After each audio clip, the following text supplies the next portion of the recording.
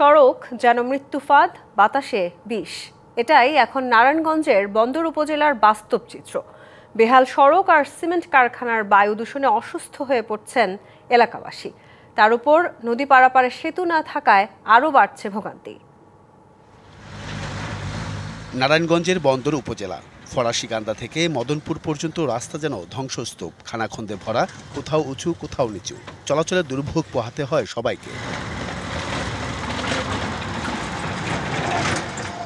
স্থানীয়দের অভিযোগ, বছরের পর বছর ধরে এমন দুর্দশা চললেও কোনো উদ্যোগ নেই সংশ্লিষ্টদের। বিশেষ করে মুমূর্ষু রোগী ও অন্তঃসত্ত্বাদের নিয়ে চলাচলে পড়তে হচ্ছে চরম বিড়ম্বনায়। কি পজিশন রাস্তা, একটা প্রেগনেন্ট মহিলা থাকলে মনে করেন 6 মাসে পরে এই পরিস্থিতি।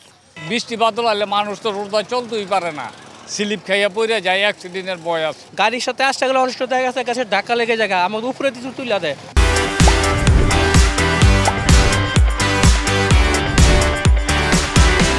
প্রতিদিন এভারেজে আপনি দেখবেন, আপনি পত্রিকা খুললেই দেখা যায় 2-3টা করে আপনার অ্যাক্সিডেন্ট আমাদের এখানে লেগেই থাকে। এখানেই শেষ নয়, এলাকায় গড়ে ওঠা 5টি সিমেন্ট কারখানার ধুলোবালিতে দূষিত হচ্ছে চারপাশের বাতাস। এতে শ্বাসকষ্ট সহ নানা রোগে আক্রান্ত হচ্ছেন বাসিন্দারা। আর নারায়ণগঞ্জ শহরে যেতে হলে পাড়ি দিতে হচ্ছে শীতলক্ষ্যা নদী, কিন্তু সেতু না থাকায় বছরের পর বছর নৌকাই একমাত্র ভরসা।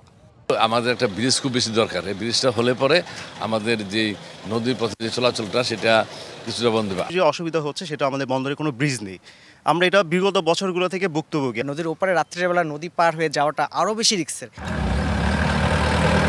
একদিকে রাস্তায় মৃত্যুর ঝুঁকি, অন্যদিকে পরিবেশ দূষণ আর যোগাযোগ সংকট। সব মিলিয়ে বন্দরের জীবনযাত্রা এখন যেন দুর্ভোগের আরেক নাম। আরিফুল ইসলাম, ডিবিসি নিউজ, বন্দর, নারায়ণগঞ্জ।